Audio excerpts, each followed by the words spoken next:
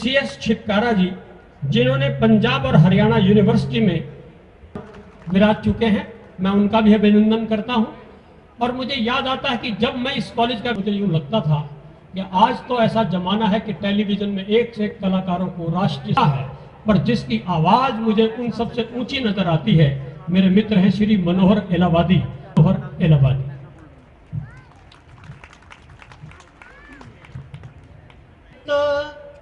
मन समर्पित और यह हूँ मातृभू तुझको करते हैं। आज आपके इतने समीप हैं और वास्तव में यूं लगता है कि जैसे सोनीपत की धरती पर एक सूर्य उदित हो गया हो। मैं परम आदरणीय आज के मुख्य अतिथि भारत के गृह मंत्री श्रीमान राजनाथ सिंह जी का मंच पर विराज गई है।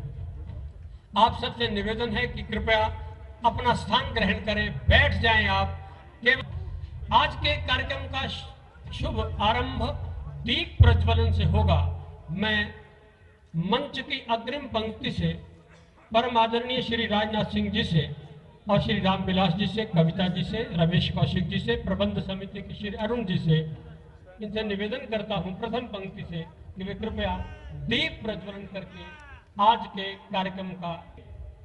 और श्रीमद देवीदास जी, आपसे भी निवेदन है कि आप भी आए और सरस्वती वंदना से पूर्व ये दीप प्रज्वलन आरंभ करें। और आदरणीय डॉक्टर मधुवाला जी से निवेदन है कि श्लोकोच्चारण।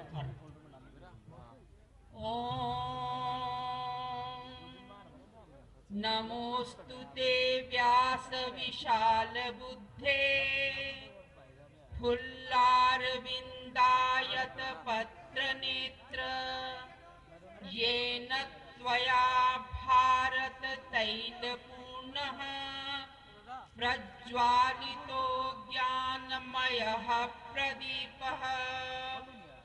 ॐ पावकानः सरस्वती वाजेभिर्वाजिनीवती यज्ञं वस्तु धिया वसु। ॐ या देवी सर्वभूतेषु मातृरूपेण संस्थिता नमस्तस्यै नमस्तस्यै नमस्तस्यै नमो नमः। ॐ शांति शांति शांति। कि आज भारत के चारों ओर जो भी आता, मैं इस दीपक के द्वारा उसको दूर करके रहूंगा। जिनके व्यक्ति बट परंतु लेकिन किंतु कभी नहीं सुना, जब भी बोला है संकल्प से बोला है। मैं ऐसी संकल्प की वाणी को प्रणाम करते हुए निवेदन करता हूं कि बाईं ओर मंच पर सूर्य वंदना का एक कार्यक्रम प्रस्तुत करने जा रहे हैं हिंदू विद्यापीठ के छात्र। कृपया ये कार्यक्रम आरंभ करें।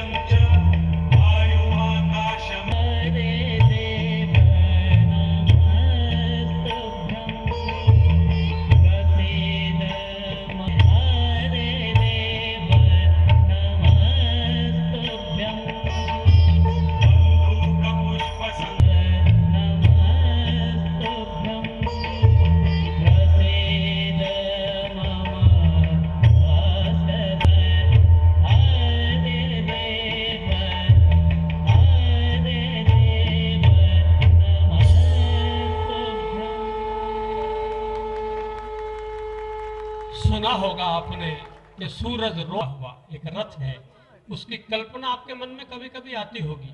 आता है तो पीली पीली धूप लेकर आता है, और जब जाता है तो समिति के प्रधान हैं, वे आज हमारे मुख्य अतिथि श्रीमान राजनाथ सिंह जी का पुष्पगुच्छ द्वारा अभिनंदन कर रहे हैं। हमारे शिक्षा मंत्री रामविलास जी का अभिनंदन करने के लिए सचिव श्री पवन गुप्ता जी से निवेदन है कि वे आए, और हरियाणा के शिक्षा मंत्री श्री रामविलास जी का अभिनंदन करें। बहुत बहुत अभिनंदन। श्रीमती रेखा गर्ग जी से जो प्रधान हैं, उनसे निवेदन है कि वे हरियाणा की समाज कल्याण एवं महिला एवं बाल विकास मंत्री श्रीमती कविता जैन जी का पुष्पगुच्छ द्वारा अभिनंदन करें। और हमारे कोषाध्यक्ष श्री जय पर आपने कभी इकट्ठे पार्टी के सदस्य होने के नाते इकट्ठे भी काम किया है। और मैं श्री राम कुमार मित्तल जी जो हमारे पूर्व प्रधान हैं इस समिति के, उनसे निवेदन करूंगा कि श्री रामविलास जी को पगड़ी पहनाकर उनका भी अभिनंदन करें। हमारे पूर्व प्रधान श्री राम कुमार मित्तल जी। रामविलास जी के लिए सोनीपत कोई मित्र का केवल शब्दों से अभिनंदन करता हूं, पगड़ी पहनाकर हमारी समिति आपका अभिनंदन कर रही है। और श्री जय कुमार जैन जी से निवेदन करता हूं कि वे हमारे सांसद श्री रमेश कौशिक जी को पगड़ी भेंट करके पगड़ी पहनाकर उनका अभिनंदन करें। श्री जय कुमार जैन जी। और हमारे बीच श्री देवेंद्र वर्मा जी जो हमारे आदरणीय सदस्य, आपका बहुत बहुत अभिनंदन है कविता जी। और इसके पश्चात हमारे सभी माननीय अतिथियों का परिचय देने के लिए और शब्दों से स्वागत करने के लिए समिति के हमारे सचिव। विद्यार्थी यहाँ पढ़ता है, 5 लाख से भी ज्यादा विद्यार्थी यहाँ पढ़ चुके, उसमें कितने कलाकार हैं, 1200 अध्यापक यहाँ पढ़ाते हैं, कितने कलाकार बच्चे, हम सब कुछ यहाँ नहीं दिखा सकते। उनमें से गिनी चुनी 4-5 सांस्कृतिक जो प्रस्तुतियां आपके समक्ष रखना चाहेंगे। पहले हमारे हिंदू गर्ल्स स्कूल की कन्याएं हैं, वे एक फ्यूजन नृत्य 4 संस्कृतियों को एक नृत्य में दिखाने की कोशिश कर रही हैं। आप हरियाणा में आए हो तो हरियाणवी ना हो तो लाभ क्या है। पंजाबी, गिद्दा, राजस्थानी और लावणी महाराष्ट्रियन, ये 4 नृत्यों का एक कार्यक्रम पर्दा खोलिए और एक बार सभी लोग जो नृत्य का आनंद लेना चाहते हैं इस आनंद को सामने आने।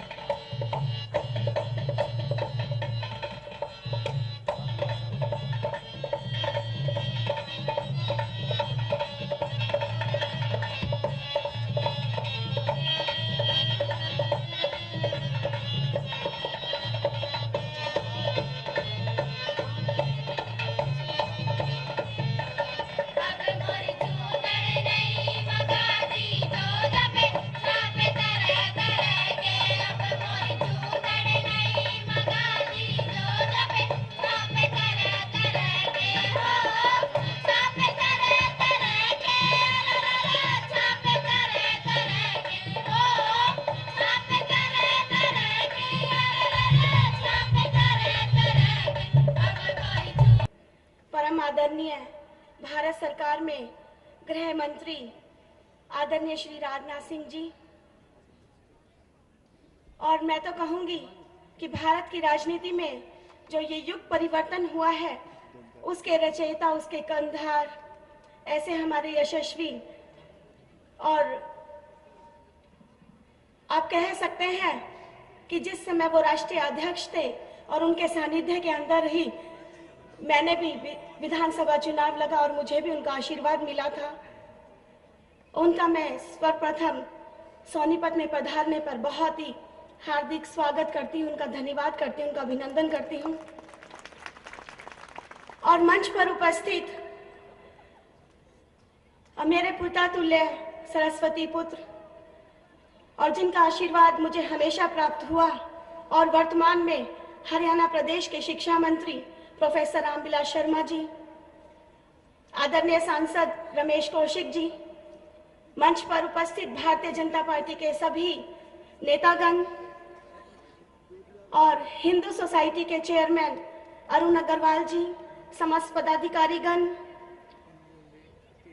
सभी मेरे समक्ष उपस्थित सभी टीचर्स, स्टाफ मेंबर्स, प्यारे बच्चों, सबसे पहले मैं आज हिंदू शिक्षा एवं धर्मार्थ संस्थाओं के 100वें स्थापना दिवस पर सभी को शत शत बधाई देती हूँ और मैं बाबू अग्रवाल जी को उनको नमन करती हूँ। आज समाज में निराश्रित, बेसहारा, दीन दुखियों की सेवा करना मैं समझती मानवता की सबसे बड़ी सेवा है और यही मनुष्य का धर्म है। आज जिस तरह से लोगों में अधिक से अधिक धन कमाने की इच्छा इंसान को अपने दायित्व से दूर कर देती है, उस समय में हिंदू विद्या समाज धर्मार्थ समिति अपने दायित्व को किस तरह से निभा रही है, ये बताने की आवश्यकता नहीं है। आज हम जिस शिक्षण संस्थान की पावन धरा पर खड़े हैं, उसकी शुरुआत 100 साल पहले 1914 में शिक्षा की अलख जगाने के लिए की गई थी और मुझे बताने में गर्व है इन शिक्षण संस्थाओं की तरक्की में स्वर्गीय बाबू जय किशन अग्रवाल का जो जितना बड़ा योगदान रहा। और आज ही के दिन वो 21 नवंबर 1914 के आज उनका पूरे 100 जन्म शताब्दी उनका भी हुआ है और आज ही के दिन उनका जन्म गांव महारा के अंदर हुआ था। तो लोग मानते नहीं थे, पर वो आप सबकी कृपा से हमने साकार दिखाया। हम गांव के लोग बरकत का, ऐसी बरकत के नेता जिस माननीय राष्ट्रीय अध्यक्ष ने 13 सितंबर 2013 को श्री नरेंद्र भाई मोदी को प्रधानमंत्री का उम्मीदवार तय किया, ऐसे बड़े नेता भारत सरकार के माननीय गृह मंत्री श्रीमान राजनाथ सिंह जी, हम आपका सोनीपत की हिंदू संस्थाओं के प्रांगण में हार्दिक अभिनंदन करते हैं, स्वागत करते हैं। यहाँ के सांसद भाई रमेश कौशिक सरकार में हमारे साथ काम कर रही, आगे कई बार उनके चरणों में बैठ करके हमें काम करने का अवसर मिला। आज हम सब लोग माननीय राजनाथ सिंह जी को सुनने के लिए आए हैं। माननीय राजनाथ सिंह जी हमारा ऐसा बरकत का नेता है, जब जब वो अध्यक्ष हुए तब तक एक विजय की पताका हम फहरते रहे। अभी मैं उनसे बात कर रहा था कि आप जम्मू में थे, हम कठुआ में थे। जम्मू और झारखंड में भी बीजेपी की सरकारें आपकी कृपा से बन रही, अटक से लेकर कटक तक। और अभी एक कलाकार ने माननीय राजनाथ सिंह जी के साथ सरदार पटेल का नाम जुड़ता है। एक किसान का बेटा, एक धरती पुत्र जो हिंदुस्तान के खेत को भी जानता है, जो हिंदुस्तान के बाजार को भी जानता है। हमसे पहले भी सरकारें यहां चल रही थी,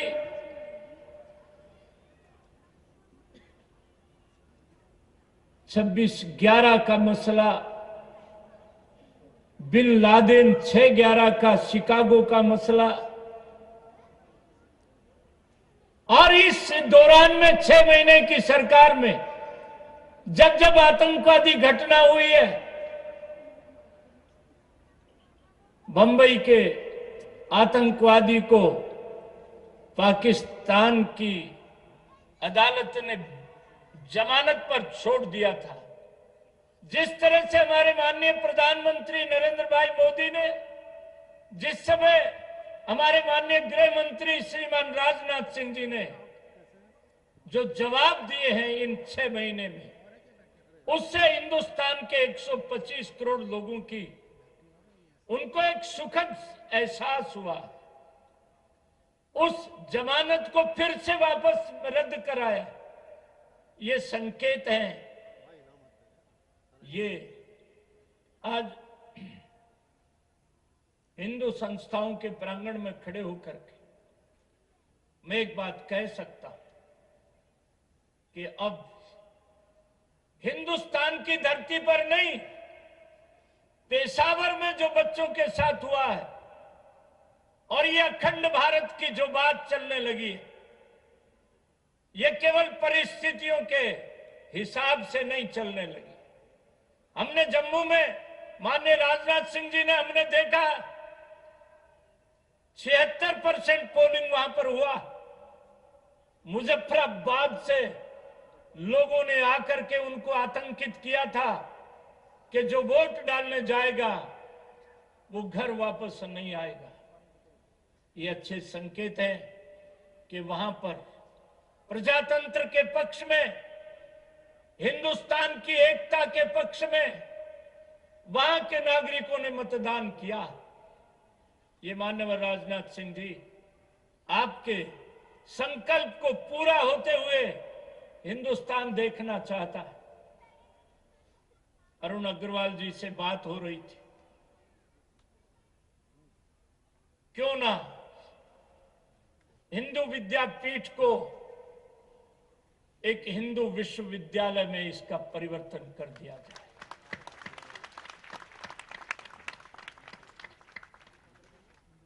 इस संबंध में हिंदू शिक्षण संस्थाओं को, लाला जय किशन अग्रवाल को उनके जन्मदिन पर, उनके 100वीं शताब्दी के अवसर पर इससे बड़ी श्रद्धांजलि और कोई हो नहीं सकती।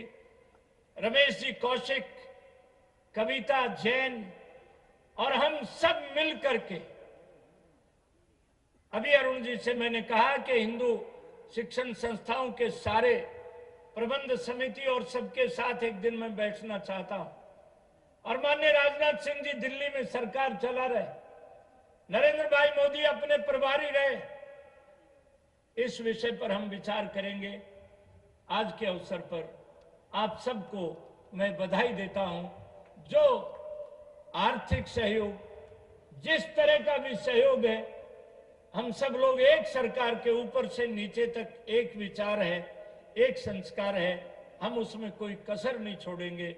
एक बार फिर से यहाँ के अध्यापक भाई बहनों को, यहाँ के प्रबंध समिति के लोगों को, यहाँ के बच्चों को मैं बधाई देता हूं और आशीर्वाद देता हूं बच्चों को कि इस हिंदू विद्यालय में, जैसे कोसली गांव में कोई बच्चा पैदा होता है तो वो कर्नल से कम नहीं रहता।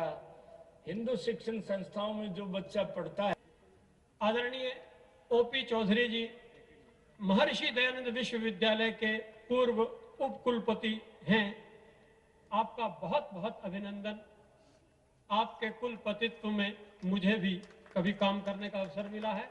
ये विशेष गौरवशाली अवसर है हमारे लिए। नेशनल लॉ यूनिवर्सिटी दिल्ली के vice chancellor doctor Ranbir Singh ji हमारे बीच में हैं। मैं निवेदन करूंगा डॉक्टर रणबीर सिंह जी से कि वे भी आए और सम्मान ग्रहण करके हमें उपकृत करें। डॉक्टर रणबीर सिंह जी। डी कृष्ण मूर्छल के उप कुलपति वाइस चांसलर प्रोफेसर आर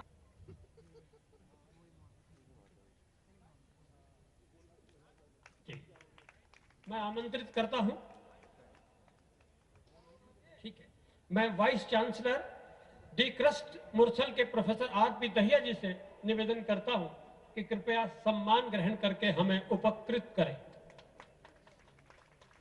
बहुत बहुत अभिनंदन।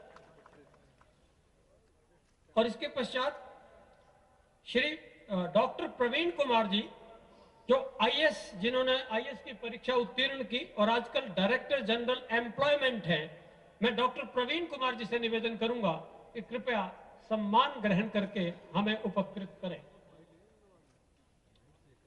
डॉक्टर प्रवीण कुमार। और इसके पश्चात श्री अरुणेश चावला जी। मेरा सौभाग्य है कि विज्ञान के विद्यार्थी थे और मैं हिंदी पढ़ाता था। आज लगभग 35 या 32 वर्षों के बाद आपसे मिलने का सौभाग्य मिला। मैं श्री अरुणेश चावला जी से निवेदन करूंगा वे भी कृपया मंच पर आए। और वे आजकल मिनिस्ट्री ऑफ फाइनेंस में ज्वाइंट सेक्रेटरी हैं। आईएएस की परीक्षा आपने पास की और इतने वर्षों बाद आपको देखकर मैं नहीं पहचान पाया और मेरे भी इतिहास के साथ भूगोल बदल चुका था, वे भी मुझे नहीं पहचान पाए, लेकिन बाद में ध्यान में आया कि मेरे अध्यापक रहे। मैं बहुत बधाई देता हूं श्री अरुणेश चावला जी को। और इसके पश्चात श्री घनश्याम गोयल जी, जिन्होंने आईएएस की परीक्षा उत्तीर्ण की, वे मेघालय के एसडीएम हैं। बड़े युवा हैं घनश्याम गोयल जी। ऐसे युवकों को देखकर कई विद्यार्थियों के मन में आ रहा होगा ऐसा कभी दिन आए और हम भी इस तरह से मुख्य अतिथि जी से सम्मान प्राप्त करें। जरा तालियों से आप अभिनंदन करते रहे। श्री अमित जैन जी, जो IRS हैं, deputy commissioner income tax New Delhi, Shri Amit Jain ji, वे भी हमारे बीच में हैं यहाँ। उनसे भी निवेदन है कि वे भी आए और सम्मान ग्रहण। आपको बताना चाहूंगा, ये लिस्ट बहुत ही लंबी थी, लेकिन बहुत अधिक व्यस्तताएं होती हैं इन पदों पर पहुंचे हुए लोगों को। श्री CS छिक्कारा जी, जिन्होंने पंजाब और हरियाणा की परीक्षा में, जब ज्वाइंट हरियाणा पंजाब था, इसमें टॉपर रहे थे, ऐसा हैं। सब अतिथियों से निवेदन है कि वे इस स्मारिका को यहां पर उसका विमोचन करें। जी, ये पुस्तक एक मैडम के भी हाथ में दे दें।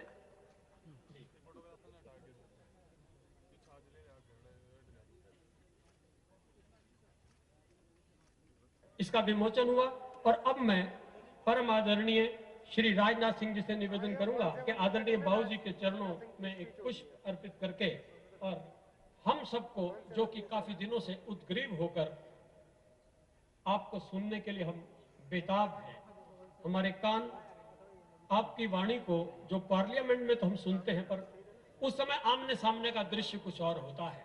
इस समय आज आप हमारे मुख्य अतिथि हैं, आपका एक एक शब्द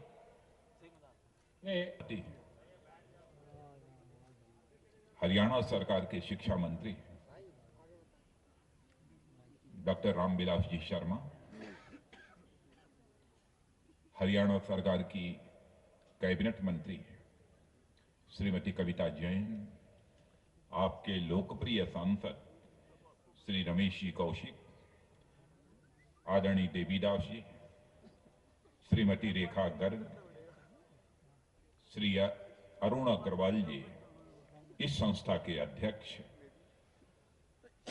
श्री राजीव जी जैन, श्री जय कुमार जी, श्री पवन कुमार जी गुप्ता, और इस शिक्षण संस्था से संबंधित, इसकी प्रबंध समिति से संबंधित सभी सम्मानित सदस्यगण, सभी शिक्षण संस्थाओं के सभी सम्मानित शिक्षकगण, मेरे प्रिय छात्र एवं छात्राओं, मैं अपना सौभाग्य मानता हूं कि हरियाणा की इतनी एक उत्कृष्ट संस्था के कार्यक्रम में भाग लेने का मुझे अवसर प्राप्त हुआ है, और इसका श्रेय यदि मैं किसी को देना चाहता हूं तो मैं श्री बजरंग लाल जी अग्रवाल को इसका मैं श्रेय देना चाहता हूं, क्योंकि उन्होंने ही मुझसे आग्रह किया था। कल मैं लखनऊ में था, मेडिकल यूनिवर्सिटी का दीक्षांत समारोह था। चूंकि मेरा संसदीय क्षेत्र है तो मैं वहां रुकना चाहता था, लेकिन सामान्यतः बजरंग लाल जी यदि कोई बात कह देते हैं तो मैं उसे टालता नहीं, क्योंकि मैं जानता हूं कि जो वह कहते हैं, जो उचित होता है, जो उपयुक्त होता है, वही कहते हैं। इसलिए मैंने फैसला किया कि रात को ही मैं दिल्ली जाऊंगा और सोनीपत के इस चैरिटेबल ट्रस्ट के संस्थान में मैं निश्चित रूप से भाग लूंगा। जहां तक इस संस्थान का प्रश्न है, स्वर्गीय जय किशन लाल जी अग्रवाल ने इस संस्थान को स्थापित किया था। उनका भी यह शताब्दी वर्ष है और इस संस्थान का भी यह शताब्दी वर्ष है। सबसे पहले मैं अपनी तरफ से स्वर्गीय जय किशन लाल जी अग्रवाल की स्मृति को नमन करता हूं, और मैं कहना चाहूंगा कि उनकी आयु तो केवल आज के दिन 100 वर्ष की पूरी हो रही है, लेकिन जब तक यह संस्थान रहेगा अथवा इस संस्थान से शिक्षा प्राप्त करने वाले लोग मौजूद रहेंगे, तब तक स्वर्गीय जय किशन लाल जी अग्रवाल जिंदा रहेंगे। उन्हें हम स्वर्गीय मानने को तैयार नहीं हैं। लेकिन इस कार्यक्रम का संचालन हमारे बत्रा जी कर रहे थे। बत्रा जी, आपने बहुत ही कुशल संचालन किया है और पूरी दमखम के साथ आपने संचालन किया है, पूरी अथॉरिटी के साथ आपने किया है, कभी भी है। मैं इन्हें भी बधाई देना चाहता हूं। लेकिन मैं थोड़ी देर के लिए मंच पर बैठा हुआ बहुत ही अचंभित था जब पवन गुप्ता जी मेरे संबंध में बहुत सारी बातें, थोड़े बहुत उन्होंने एडजेक्टिव्स का भी प्रयोग किया, बहुत सारे अलंकारों का भी प्रयोग किया। और यही मैंने देखा कि अरुण जी को भी, उन्होंने भी मेरी कुछ जरूरत से ज्यादा प्रशंसा कर दी है। मुझे लग रहा था कि ये लोग आप लोगों के सामने हमारी कीमत बढ़ाने की कोशिश कर रहे हैं। मैं हैरत में था कि आज हिंदुस्तान में जब हर चीज की कीमत घट रही है तो मेरी कीमत बढ़ाने की कोशिश इनके द्वारा क्यों की जा रही है।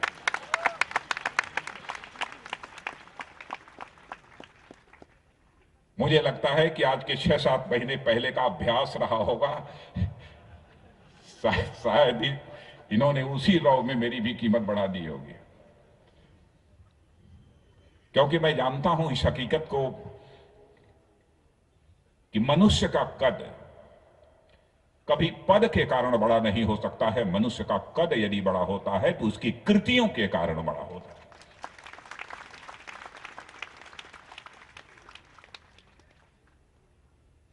और शिक्षण संस्थाओं की महत्वपूर्ण भूमिका होती है कि जो भी छात्र इन शिक्षण संस्थाओं में पढ़ते हैं उनको कर्तृत्ववान बनाए। और आज के शिक्षण संस्थानों की जो हालत है वह देखकर व्यक्तिगत रूप से मुझे बेहद चिंता होती है। ज्ञानी तो पैदा किए जा रहे हैं, लेकिन कभी शिक्षण संस्थाओं में जिस प्रकार के चिंतक और विचारक पैदा होते थे, आज हमारे देश की शिक्षण संस्थाएं वैसे चिंतक और विचारक नहीं पैदा कर पा रही हैं। सबसे बड़ी विडंबना यह है। ज्ञान के साथ जो संस्कार मिलना चाहिए वह संस्कार भी भारत के जो सांस्कृतिक जीवन मूल्य हैं उनके प्रति जो प्रतिबद्धता है, जिस हद तक पैदा करनी चाहिए शिक्षण संस्थाओं को, हम वह बदली हुई शिक्षा व्यवस्था में यह नहीं कर पा रहे हैं। यह चिंता का विषय है। किसी भी सूरत में विषयों का, सब्जेक्ट का नॉलेज होना चाहिए हमारे बच्चों को। यहीं तक हमने शिक्षा को सीमित कर रखा। लेकिन आपको भी विचार करना होगा कि मनुष्य के जीवन में अथवा मनुष्य के जीवन की सार्थकता के लिए ज्ञान ही यह पर्याप्त नहीं होता है। ज्ञान यदि संस्कारों के साथ जुड़ जाता है तो वह समाज के लिए कल्याणकारी बन जाता है। जब ज्ञान और संस्कार का रिश्ता टूट जाता है तो वही ज्ञान समाज के लिए विनाशकारी बन जाता है। इस यथार्थ को भी हमको समझना चाहिए।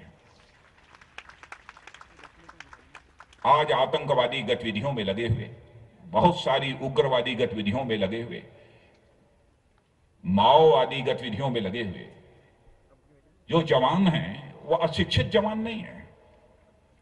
उनके अंदर योग्यता, प्रतिभा और क्षमता की कोई कमी नहीं है। टेक्निकल डिग्री हासिल किए हुए, मैनेजमेंट की डिग्री हासिल किए हुए, अच्छी एकेडमिक क्वालिफिकेशन रखने वाले लोग आज आतंकवादी, अलगाववादी और माओवादी गतिविधियों में लगे हुए। मैं समझता हूं कि शिक्षण संस्थाओं में भले ही उन्हें ज्ञान प्राप्त हो गया हो, भले ही उन्हें शिक्षा प्राप्त हो गई हो, लेकिन जो दीक्षा प्राप्त होनी चाहिए, और दीक्षा का मतलब होता है संस्कार जो प्राप्त होना चाहिए, वह संभवतः प्राप्त नहीं हुआ। इसी कारण यह संकट हमारे देश में पैदा हुआ है। और मैं तो विशेष रूप से इस संस्था के बारे में जब मैं सोचता हूं, मैं बैठे बैठे मैं सोच रहा था, इसमें हिंदू शब्द लगा हुआ है। और मैं जानता हूं कि बहुत सारे ऐसे सो कॉल्ड सेकुलरिस्ट, तथाकथित धर्मनिरपेक्षवादी इस हिंदुस्तान में हैं, जो कि यह नाम सुनते ही उनकी भौहें तनने लगती हैं, उनका मिजाज कुछ गर्म होने लगता है। मुझे यह समझ में नहीं आता। जबकि इस देश की सबसे बड़ी अदालत सुप्रीम कोर्ट ने भी अपने जजमेंट में कहा है कि हिंदू इस शब्द को जाति अथवा मजहब की सीमा में नहीं बांधा जा सकता। हिंदू यह तो एक मानवीय धर्म है, यह एक जीवन पद्धति है, यह एक तो जीवन शैली है। इस देश की सबसे बड़ी अदालत के द्वारा यह फैसला हो जाने के बावजूद यह बात लोगों के गले के नीचे क्यों नहीं उतरती है, यह बात हमारी समझ में नहीं आती है। इसी हिंदू संस्कृति कहिए, भारतीय संस्कृति कहिए, जो भी कहिए, मैं कह सकता हूं कि इसी संस्कृति के कारण भारत दुनिया का यह अकेला देश है। चाहे इस्लाम धर्म को मानने वाले लोग क्यों न हो, इस्लाम के जितने 72 फिरके होते हैं, दुनिया के मुस्लिम देशों में भी 72 फिरके आपको एक देश में नहीं मिलेंगे, लेकिन इस्लाम के 72 के 72 फिरके दुनिया के किसी एक देश में मिलेंगे तो हमारे और आपके देश में, भारत में मिलेंगे और दुनिया के किसी देश में नहीं मिलेंगे। यह हमारी भारत की संस्कृति, हमारी हिंदू संस्कृति का ही एक करिश्मा। क्रिश्चियंस का जहां तक सवाल है, क्रिश्चियंस में भी जितने सेक्ट होते हैं, जितने पंथ होते हैं, दुनिया के किसी भी ईसाई देश में, एक देश में सारे के सारे सेक्ट, सारे के सारे पंथ के लोग नहीं मिलेंगे।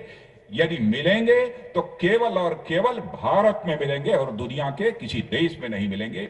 यह इसी हिंदू संस्कृति और भारत की संस्कृति का ही करिश्मा, इसे समझना चाहिए। इसी भारतीय संस्कृति और हिंदू संस्कृति का करिश्मा है। इस संस्कृति में विश्वास करने वाले ऋषियों और मनीषियों ने भारत की सीमा में रहने वाले लोगों को ही अपने परिवार का सदस्य नहीं माना है, बल्कि सारी विश्व की धरा पर रहने वाला, चाहे कोई किसी जाति का हो, पंथ का हो, मजहब का हो, सबको अपने परिवार का सदस्य मानते हुए बड़े मन के साथ वसुधैव कुटुंबकम का संदेश सारे विश्व को दिया है। The whole world is a family. यह संदेश यदि किसी धरती से सारी दुनिया को गया है तो केवल और केवल हमारी इस भारत की धरती से गया। यह भी इसी हिंदू संस्कृति और भारतीय संस्कृति का ही करिश्मा, यह नहीं भूलना चाहिए। हमारी ही यह संस्कृति का करिश्मा है। यहां पर बहुत सारे इतिहास के जानकार भी बैठे होंगे और यहां के प्रेस के लोग भी बैठे हैं। मैं कहता हूं यदि हमसे किसी की कोई डिफरेंस ऑफ ओपिनियन, कोई विमति हो तो वह पत्र लिखकर मुझे सूचित कर सकता है। मैं कह सकता हूं कि दुनिया में इकलौता देश भारत है। इतनी बड़ी जनशक्ति होने के बावजूद, इतनी बड़ी प्राकृतिक संपदा होने के बावजूद, सब कुछ होने के बावजूद, यदि किसी दुनिया के दूसरे देश पर कब्जा करने की कभी नहीं कोशिश की है, अथवा किसी सरहद को यदि पार करके दूसरों के ऊपर वर्चस्व स्थापित करने की कोशिश न करने वाला दुनिया का बड़े देशों में यदि कोई एक देश है तो हमारा और आपका देश यह भारत है। यह इसी हिंदू संस्कृति और भारत की संस्कृति का ही करिश्मा। क्यों भौहें लोग टेढ़ी करते हैं, यह बात हमारी समझ के अंदर में नहीं आती है।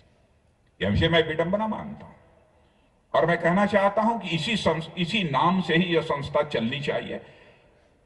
और यदि कोई चाहे जो कुछ भी कहे, लेकिन आजकल मैं देखता हूं जो सो कॉल्ड प्रोग्रेसिव्स हैं, उनको मैं प्रोग्रेसिव नहीं मानता, लेकिन जो सो कॉल्ड प्रोग्रेसिव्स हैं, तथाकथित प्रगतिशील हैं, उनके अंदर एक कॉम्प्लेक्स डेवलप करता है कि हीन भावना आती है। बात सही है, कहीं हम नैरो थिंकिंग वाले लोग तो नहीं है, कहीं हम संकुचित सोच के लोग तो नहीं है, यह हम मान बैठते हैं। यह बहुत बड़ी विडंबना है। और इस शिक्षण संस्था में मैं देख रहा था कि यहां पर हमारे बहुत सारे यहां के शिक्षा प्राप्त किए हुए लोग आईएएस, आईपीएस के रूप में देश के भिन्न भिन्न प्रदेशों में अपनी सेवाएं दे रहे हैं। और इतना ही नहीं, एक गायक भी मिस्टर भटनागर, विशु भटनागर, इतनी अच्छी आवाज, गाने की एक अद्भुत शैली, वो भी यहीं के छात्र हैं। एक से एक प्रतिभा संपन्न लोग इस शिक्षण संस्था से निकल रहे हैं। मैं समझता हूं कि इस शिक्षण संस्था को और अधिक इसमें इंप्रूवमेंट लाया जा सकता है, लेकिन मेरे हिसाब से दो बातों का विशेष रूप से ध्यान रखना होगा। पहली बात, और मैं यह मानता हूं कि किसी न किसी हद तक यह शिक्षण संस्था इन बातों का ध्यान रखती है कि हमारा कोई भी छात्र हो, भले ही झोपड़ी में रहने वाली मां की कोख से ही क्यों न पैदा हुआ हो, भले ही उसे कुछ भी ना आता हो, भले ही वो मंद बुद्धि का क्यों न हो, लेकिन कोई भी बच्चा दुनिया में ऐसा नहीं है जिसके अंदर कोई न कोई प्रतिभा ना होती हो। एक भी बच्चा नहीं है। इसलिए शिक्षण संस्था से जुड़े हुए सारे सभी सम्मानित सदस्यों से मैं अनुरोध करना चाहता हूं, आजकल की शिक्षा व्यवस्था में जैसे बच्चों को एक इंडस्ट्रियल प्रोडक्ट के रूप में माना जाता है, बच्चे को कभी इंडस्ट्रियल प्रोडक्ट न माने, कमाने वाली एक मशीन के रूप में उसे मत देखें। हर बच्चा वह एक यूनिक टैलेंट है, यूनिक टैलेंट अपने में है। उसकी प्रतिभा को कैसे विकसित किया जाए, इसकी चिंता की जानी चाहिए और उस प्रतिभा की हमको परख होनी चाहिए। और प्रतिभा को परखने का काम यदि कोई कर सकता है तो शिक्षण संस्था का शिक्षक कर सकता है और प्राचार्य ही कर सकता है। कभी कभी बच्चों के अंदर एक इन्फीरियरिटी कॉम्प्लेक्स, एक हीन भावना यह पैदा हो जाती है कि भाई ये फला बच्चा तो इतना आगे निकल गया, मैं तो बहुत पीछे रह गया, मेरे अंदर कुछ नहीं है। एक उसके अंदर हीन भावना पैदा हो जाती है, वो डिप्रेशन का शिकार हो जाता है। कोई भी बच्चा चाहे कितना भी पढ़ने लिखने में कमजोर क्यों ना हो, उसके अंदर यह हीन भावना किसी भी सूरत में पैदा नहीं होनी चाहिए। इसकी चिंता करना मैं समझता हूं कि प्राचार्य और शिक्षकों की जिम्मेदारी होती है। पहचान है, यदि नहीं हम पहचान पाए, इंट्रोस्पेक्ट करना चाहिए, आत्मनिरीक्षण करना चाहिए। उसके लिए वो बच्चा जिम्मेदार नहीं है, बल्कि उसके लिए हम जिम्मेदार हैं। मछली की प्रतिभा का मूल्यांकन आप इस आधार पर करेंगे कि सामने लगा हुआ जो पोल है, इस पोल पर मछली चढ़ जाती है कि नहीं चढ़ जाती है, इस आधार पर मछली की प्रतिभा का मूल्यांकन नहीं किया जा सकता। मछली की प्रतिभा का मूल्यांकन यदि किया जा सकता है तो वह पानी में कितना तैरती है, कैसे तैरती है, इस आधार पर मछली की प्रतिभा का मूल्यांकन किया जा सकता है। और मछली कह देंगे कि नहीं, तुमको इस पोल पर चढ़ना है, यह कंपटीशन है, इसमें तुमको विजय हासिल करनी है, तब तो मछली के अंदर इन्फीरियरिटी कॉम्प्लेक्स और हीन भावना तो पैदा होगी ही होगी।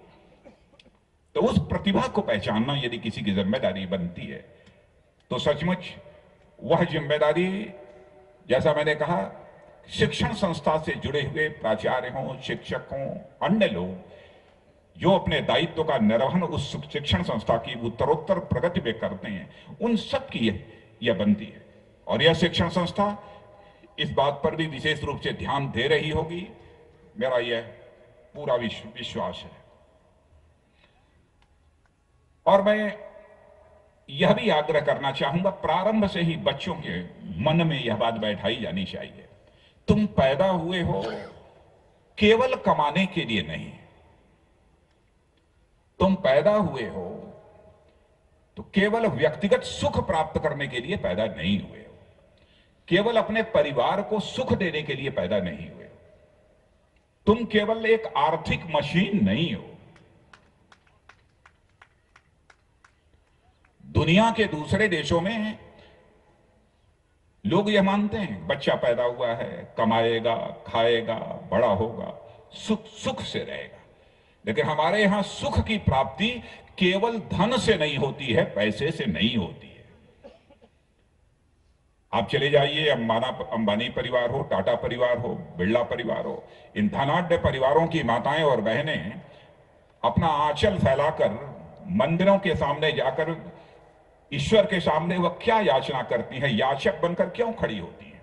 यदि धन से ही उनको सुख प्राप्त होना होता तो मैं समझता हूं कि मंदिर में जाकर पूजा करने की, मस्जिद में जाकर इबादत करने की कोई जरूरत न होती। यह तय है। यहां जितने लोग बैठे हैं, यदि इनमें से मैं किसी को कह दूं कि चलिए आपके नाम से आज ही के दिन मैं 200 करोड़ रुपया बैंक में जमा कर देता हूं, लेकिन शर्त यह होगी प्रातः काल जब आप उठेंगे तो इसी सोनीपत के चौराहे पर खड़ा करके 10 अपशब्दों का प्रयोग किया जाएगा, 10 गालियां आपको दी जाएंगी, केवल इतना ही किया जाएगा और आपको 200 करोड़ रुपया दिया जाएगा। तो भले ही गरीब मां की कोख से कोई नौजवान क्यों न पैदा हुआ हो, भले ही खाने के लिए सूखी रोटी ही क्यों न मिलती हो, उसका स्वाभिमान जाग उठेगा और यह कहने वालों को ललकारते हुए कहेगा कि तुम्हारे 200 करोड़ रुपये को मैं ठोकर मारता हूं, लेकिन मैं कभी भी गाली सुनने को तैयार नहीं हूं। यदि धन ही सब कुछ है तो स्वीकार कर लिया होता। अरे भाई 4 हल्की गाली दे देगा, क्या जाता है, 200 करोड़ रुपया मिलता है। इसीलिए भारत ही इकलौता देश इस विश्व का है जहां के ऋषियों और मनीषियों ने कहा है कि धनाद धर्मः ततः सुखम। जहां धन और धर्म दोनों का समन्वय है वही सुख है, और कहीं दूसरी जगह सुख की प्राप्ति नहीं हो सकती। और सुख की प्राप्ति यदि होती है, छोटे मन के व्यक्ति को सुख की प्राप्ति कभी नहीं हो सकती है। सुख की यदि प्राप्ति होती है तो बड़े मन के व्यक्ति को ही सुख की प्राप्ति होती है। स्वर्गीय जय किशन लाल जी अग्रवाल को अपने जीवित रहते जो सुख की प्राप्ति हुई होगी, शायद उसकी कल्पना हर व्यक्ति नहीं कर सकता, सामाजिक दायित्वों का निर्वहन करते हुए। क्योंकि इतनी बड़ी संस्था उन्होंने खड़ा की, गरीबों की सेवा करने की ललक, उनको शिक्षित करने की उनके दिल के अंदर एक ललक थी। तो यह काम करते हुए उन्हें जिस सुख की प्राप्ति होती रही होगी, शायद परिवार की सेवा करते हुए उतने सुख की अनुभूति उन्हें नहीं होती रहती होगी। यह मेरी पक्की धारणा है। बड़े मन के व्यक्ति को ज्यादा सुख की प्राप्ति होती है। यहां पर जो बच्चे बैठे हैं, इसमें मैथमेटिक्स के भी छात्र हैं कि नहीं? कुछ मैथमेटिक्स के कितने छात्र हैं? जरा हाथ उठाए, अथवा मैथमेटिक्स जिन लोगों ने पढ़ा हो, यह हाथ उठाइए, मैं पूरा देखना चाहता हूं, बड़ी संख्या में। तो मैं एक मैथमेटिकल फार्मूले की यहां पर मैं चर्चा करना चाहता हूं। करूं? करें? मैंने कहा कि छोटे मन से कभी सुख की प्राप्ति नहीं हो सकती। कोई यह कहेगा कि मन क्या होता है? मन तो हमने देखा नहीं है, मन का कोई रूप रंग तो होता नहीं है, मन की कोई गंध होती नहीं है, मन कोई ऐसी चीज नहीं है जिसका कि कोई वजन हो। तो मैं यदि कहता हूं, कोई मां यदि अपने छोटे बच्चे को घर में छोड़कर, जो बच्चा घुटनों के बल जमीन पर चलता हो, वो घर के बाहर चली जाती है, और जब 10 दिनों के बाद वह घर से बाहर लौटती है और वह छोटा बच्चा घर के आंगन में अपने घुटनों के बल चलता हुआ मां मां मां कहकर जब अपनी मां की ओर बढ़ता है, तो मां जिस समय जमीन से उठाकर उस छोटे बच्चे को अपने सीने से लगा लेती है, वह जो सुख होता है वह मन का सुख होता है। इसे और ऊपर जाइए तो इसे आत्मा का सुख बोलते हैं। पिता और पुत्र, पिता और पुत्री का रिश्ता यह खून का रिश्ता होता हो, भले ही होता हो, लेकिन पति और पत्नी का रिश्ता खून का रिश्ता नहीं होता है, बल्कि यह मन का रिश्ता होता है और भावनाओं का रिश्ता होता है। मनुष्य के मन से ही यह भावनाएं पैदा होती हैं। तो मनुष्य का मन जितना बड़ा होगा, सुख उतना ही मिलेगा। मान लीजिए थोड़ी देर के लिए कि मन यह आपका सर्किल है, एक वृत्त है, तो मैं ये कहना चाहता हूं, यह सर्किल, यह जो वृत्त है, इसका सर्कमफरेंस, इसकी परिधि जितना ही बढ़ाते चले जाओगे, उसी अनुपात में सुख की मात्रा और आनंद की मात्रा भी बढ़ती चली जाएगी। जैसे जैसे तुम्हारा मन बड़ा होता चला जाएगा, उसी अनुपात में तुम्हारे सुख की मात्रा, तुम्हारे आनंद की मात्रा बढ़ती चली जाएगी। यदि इसको मैथमेटिकल इक्वेशन में कहना हो तो मैं कह सकता हूं कि सर्कमफरेंस ऑफ मन is directly proportional to the magnitude of सुख। माने इस मन का की परिधि जितना बढ़ाते चले जाओ, उसी अनुपात में तुम्हारी सुख की मात्रा और आनंद की मात्रा बढ़ती चली जाएगी। शिक्षण संस्थाओं में जहां पर हम संस्कार देते हैं, मैं यह मानता हूं शिक्षण संस्थाओं की यह भी जिम्मेदारी बनती है कि बच्चा कभी भी संकीर्ण सोच न रखे, बड़े मन से काम करे। तभी वह जीवन में जो कुछ भी हासिल करना चाहता है हासिल कर सकता है और अपने जीवन को सार्थक बना सकता है। सामान्यतः मैं जानता हूं कि जब हम लोग किसी कार्यक्रम में भाग लेने के लिए जाते हैं तो लोगों की अपेक्षा रहती है कि राजनीतिक विषयों पर जरूर कुछ ना कुछ सुना जाए, लेकिन मैं आप सबसे क्षमा चाहूंगा, आज तक अपने जीवन में किसी शिक्षण संस्था के कार्यक्रम में भाग लेते हुए मैंने कभी भी राजनीतिक विषयों पर विचार न व्यक्त किया है और न कभी जीवन में विचार व्यक्त करूंगा। यदि मैं शिक्षण संस्थाओं के कार्यक्रम में भाग लेता हूं तो केवल संबंधित विषय पर ही जो कुछ भी हमारी थोड़ी बहुत जानकारी है उस आधार पर मैं अपने विचार व्यक्त करने की कोशिश करता हूं। और इस शिक्षण संस्था में आकर सचमुच मुझे बहुत ही सुखद अनुभूति हुई और बच्चों ने जो सांस्कृतिक कार्यक्रम प्रस्तुत किए हैं और यहाँ के कुछ लोगों से मिलने के बाद मैंने यह महसूस किया, यहां केवल शिक्षा ही नहीं दी जाती बल्कि सचमुच दीक्षा भी दी जाती है, यानी संस्कार भी दिए जाते हैं। और मैं मानता हूं कि यहाँ के मैनेजमेंट के लोग विशेष रूप से इस पर ध्यान दें कि बच्चों के अंदर मूल्यों के प्रति प्रतिबद्धता, कमिटमेंट टू वैल्यूज, यह कैसे पैदा हो। भारत के संस्कृति की जानकारी, हमारे सांस्कृतिक जीवन मूल्य क्या हैं, इन सब सारी चीजों की जानकारी भी इस शिक्षण संस्था से निकलने वाले बच्चों को प्राप्त होती रहे, इस बात की भी चिंता करेंगे। और मैं समझता हूं कि आज के अवसर पर इससे ज्यादा कुछ न कहते हुए मैं पुनः अपनी तरफ से स्वर्गीय जय किशन लाल जी अग्रवाल के इस शताब्दी वर्ष के अवसर पर मैं उनकी स्मृति को नमन करते हुए और साथ ही इस शिक्षण संस्था से जुड़े हुए सभी लोगों को अपनी हार्दिक शुभकामना देते हुए अपना निवेदन समाप्त करता हूं।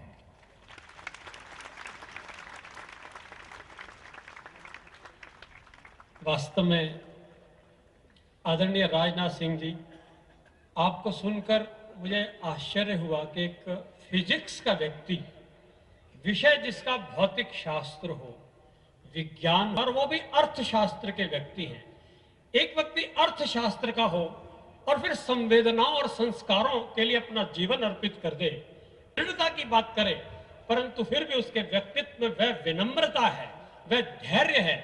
और संसद में इतना तनाव रहता है, उस सारे तनाव के बीच में आपकी सुशांत वाणी को सुनकर एक अद्भुत एक सम्मिश्र होगा कि आप अपनी प्रणामांजलि तालियों के द्वारा एक बार अभिनंदन के रूप में निवेदित करें। बहुत बहुत धन्यवाद, बहुत सुखद। मैं सभी बच्चों से और सभी स्टाफ के सदस्यों से निवेदन करना चाहूंगा कि हमारे आदरणीय मुख्य अतिथि जी को, क्योंकि कुछ जल्दी जाना था, आप जानते हैं उनके पास दायित्व ज्यादा है, हमारे कुछ सांस्कृतिक कार्यक्रम, तो आपके जो बच्चे जिन्होंने इतनी तैयारी की है ये बहुत गदगद होंगे, वरना आपको भी अपराध बोध होगा कि इन बच्चों को हम देख नहीं पाए। इसके पश्चात कृपया बैठे रहिए और श्री राम कुमार मित्तल जी से निवेदन करता हूं कि वे आदरणीय राजनाथ सिंह जी को एक स्मृति चिन्ह, शॉल तथा हमारे कुछ अध्यापकों ने बहुत ही खूबसूरत पोर्ट्रेट बनाए हैं। मैं उन दोनों कलाकारों से भी निवेदन करूंगा, Shivam Trivedi SM court road school से हैं और श्री दुर्गेश विद्यापीठ स्कूल से हैं, दोनों अध्यापकों से भी निवेदन करूंगा कि वे उन्हें उनके बनाए हुए पोर्ट्रेट, वैसे मुस्कानमय पोर्ट्रेट हैं, मजबूती और पौरुष के साथ मुस्कान कैसे इकट्ठे जीवित रह सकती है। आदरणीय राजनाथ सिंह जी के पोर्ट्रेट से देखकर लगता है कि ये वैसा सरदार पटेल नहीं है कि जिसके चेहरे पर मुस्कान नहीं है। ध्यान करना, एक मुस्कान और सुदृढ़ता, ये दोनों उनके पोर्ट्रेट में मैं देख रहा हूं। बहुत बहुत अभिनंदन। अच्छा, ये पोर्ट्रेट बनाया है, इसको जरा सामने भी, पोर्ट्रेट को सामने देखने दे। ये सारा जन समाज दरअसल देखना चाहता, ये पोर्ट्रेट जरा सब लोग देखें, और वो पर्दे पर भी क्योंकि आ रहा है, सबकी संपत्ति हो जाएगा। मैं दोनों अध्यापकों को बहुत बहुत बधाई देता हूं। और उसके पश्चात मैं श्री जय कुमार जैन जी से निवेदन करूंगा कि प्रोफेसर रामविलास शर्मा जी को स्मृति चिन्ह प्रदान करें। श्री हरि प्रकाश मंगला जी से निवेदन करूंगा